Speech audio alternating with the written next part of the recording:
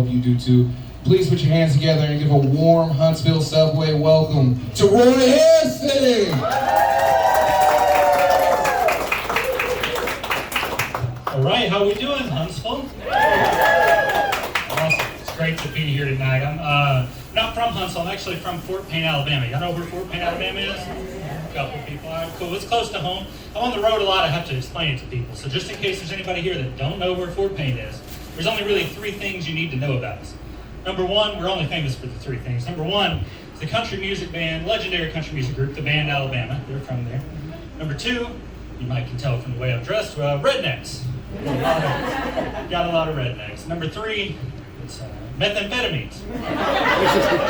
Yeah, we're a real big producer and exporter of meth in Fort Payne. So much so to the point that back right after Hurricane Katrina, George W. Bush was touring the country after the national tragedy, and he felt the need during that tour to inform the world that the White House considered Sand Mountain and Fort Payne to be the meth mountain of Alabama, of the United States. Yeah, I don't know why. It was super hopeful for me to hear as a failing student in Fort Payne at the time, let me tell you. I grew up poor in Fort Payne. Anybody that's ever grown up poor, y'all know one of the hardest things about growing up poor is figuring out how you're not going to be poor when you get grown up.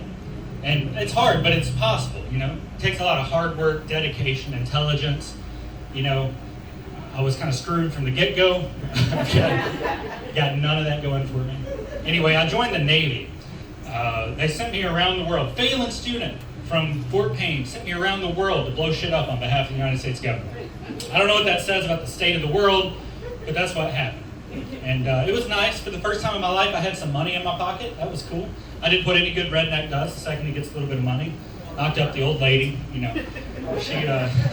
She gave birth to my son a month before I deployed. And just becoming a parent, if there's any parents in the crowd, y'all know that changes your perspective on life, everything. And don't get me wrong, it was nice having money for the first time in my life, but while I was sitting on that ship, missing the first year of my son's life, all I could think was, Roy, as soon as we get off this ship, we're moving back to Fort Payne, Alabama.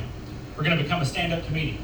It's another way of saying I decided to move back into poverty, like on purpose. Well, I figured, you know, fuck it. If I had to grow up poor, so does that little bastard. No free handouts. Y'all are a beautiful crowd, man. That's awesome. I love being here. This is like the coolest comedy show I've ever done in the subway. This is awesome. Like I said, I grew up poor in Fort Payne. I grew up a redneck, but when I went into the Navy, I had to lose a lot of my redneck ways. They were not particularly big fans of the gasoline bonfires and the barracks. I had to lose some of my accent. One time I was given a brief, and my commander pulled me off to the side after the brief and said, Harrison, you know, your material's great, your brief is doing great. Why do you sound like an idiot? I was like, well, Dan, sir, it's just how I talk. He goes, no, do you have dip in? And I was like, oh, shit, my bad. But it was awkward moving back to Fort Payne. I didn't know if I would fit in anymore, you know? I got back, and I don't talk like them. I don't act like them anymore. I was really worried about it. But lucky for me, I came back right around the time of the coronavirus, and all my neighbors were sitting at the gas station talking about, well, I think this vaccine's going to turn us all into zombies.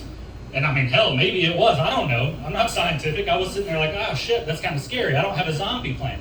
I know a lot of people do. It's not something I think about that often.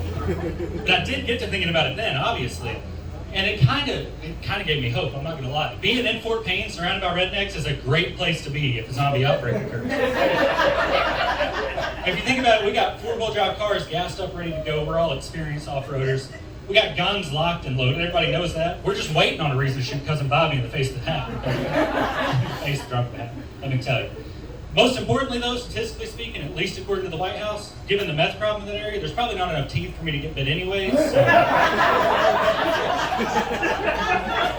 Pretty sure I'll be all right on that front. That's enough about me. Let's talk about some social issues. I know everybody loves seeing white dudes talking about social issues. So I'll start out with, it's hard being white, huh? I mean, don't get me wrong. I know as a white dude in America, I basically have it better than any demographic of people ever in the world. That's not what I'm saying. I'm just saying sometimes it gets awkward for us too. Like, I was super nervous about doing the show tonight. I had to stop off in Birmingham, do some retail therapy, calm myself down. I called Jonathan up on the phone. I said, Jonathan, bro, I don't know if I can go through with this. He said, Roy, what are you worried about? I said, bro, I'm sweating bullets. I don't know. I'm worried about bombing. He goes, dude, you're not going to bomb. You're going to kill it. I said, hell yeah, I'm going to kill it.